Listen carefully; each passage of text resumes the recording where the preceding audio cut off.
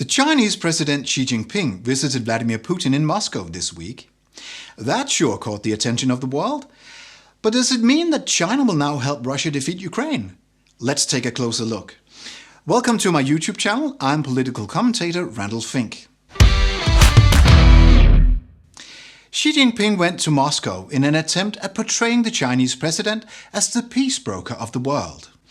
Apparently, to the Chinese government, it's an expression of your peace-loving nature to shake hands with Vladimir Putin, the war criminal who is now wanted in 123 countries. The timing of this visit was just perfect, because this week Germany also sent their Minister of Education and Research to Taiwan to strengthen the civilian collaboration between Taiwan and Germany. And the Chinese were furious, because the country of Taiwan is China's next-door neighbor, and since China has a long-standing yet non-lethal conflict with Taiwan, no official representative from any country should set foot in Taiwan, according to the Chinese.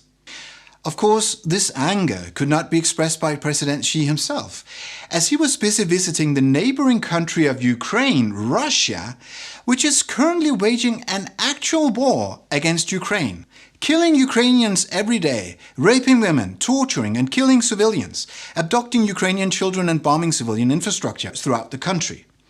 So Germany, please stop your peaceful civilian collaboration with Taiwan while we, the Chinese, send our president to shake hands with the Russian dictator who is literally waging a war in Ukraine. The double standards from the Chinese government are just truly mind-blowing. If anyone is wondering if President Xi could actually have been recognized by the entire world as a true supporter of peace, we actually got a perfect illustration of how it's done. Because the Prime Minister of Japan, Mr. Fumio Kishida, landed his plane in Kiev, the capital of the defending side, rather than in Moscow from where the war was initiated. Clearly, the Japanese president is not only navigating by GPS, he also has a moral compass. The difference between the actions of Xi and Kishida really was striking. Chinese journalist in exile Melissa Chan had an excellent comment on this. She said, "In my grandparents' generation, Japan was a destroyer, not a defender. But now Kishida is in Ukraine as a strong democratic voice. As an ethnic Chinese, I then see Xi with Putin the same week, and honestly the contrast, it makes me sad."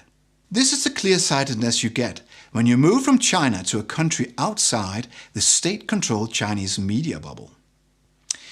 Naturally, the Chinese visit to Moscow sparked a certain worry in many countries supporting Ukraine. Because what would a strengthened collaboration between Russia and China mean for Putin's ability to continue the war? As it stands, Vladimir Putin has his back against the war. He alone decided to invade Ukraine, thereby killing thousands of Russian soldiers, while at the same time completely ruining Russia's economic future. But while Ukraine is supported by over 45 wealthy countries, Russia has few allies and is running out of military supplies. Granted, Russia has received drones from Iran and presumably also weapons from North Korea, but so far this support is simply too limited to be a game-changing factor on the battlefield. Dozens of videos on social media have shown Russian soldiers complaining about the lack of all kinds of equipment: tanks, infantry fighting vehicles, artillery shells, medical supplies, modern-day rifles and ammunition. Even basic items like underwear and socks have been in short supply for some Russian soldiers. It's gone so bad that a large number of videos now show Russian soldiers simply refusing to fight, and that is not a way to win a war. So Putin is desperately looking for help. And if his soldiers are running out of military supplies, what better country to call than the factory of the world, China? But this is where Putin is mistaken, because China is not Russia's friend. The Chinese foreign policy is always about helping only one country, China. President Xi is in Russia because he sees a great business opportunity now that over 1,000 companies have left Russia and China can become a dominant supplier of everything, from sneakers to sedans. But President Xi knows very well what is at stake here. The Chinese economy is already under huge pressure because of years of COVID lockdowns and then Putin prolonging the worldwide economic crisis by starting the war.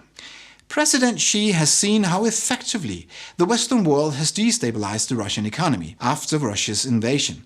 And the last thing China needs right now is for Ukraine to document the presence of Chinese equipment in the hands of Russian soldiers, because that would be a provocation which would likely lead to devastating sanctions against China. Look at this graphic from the OEC for a second. These are the countries buying products made in China. You'd be forgiven for having a hard time locating Russia in this picture, but they are shown here buying less than 2% of China's exports. But if you look at all the other countries, you will recognize many of the biggest trading partners as countries which wholeheartedly support Ukraine.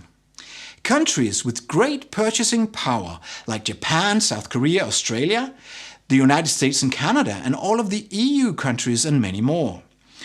If they all decide to sanction China, these are some of the export destinations which China could lose.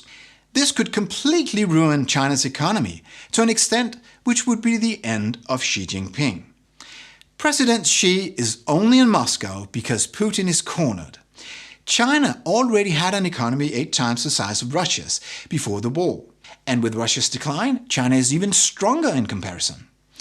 So while Russia is on its knees, China is now calling the shots, and standing in front of a desperate Vladimir Putin presents a huge opportunity for China to exploit Russia like a new colony of the Chinese empire. In China, they eat dogs, and the underdog is Vladimir Putin.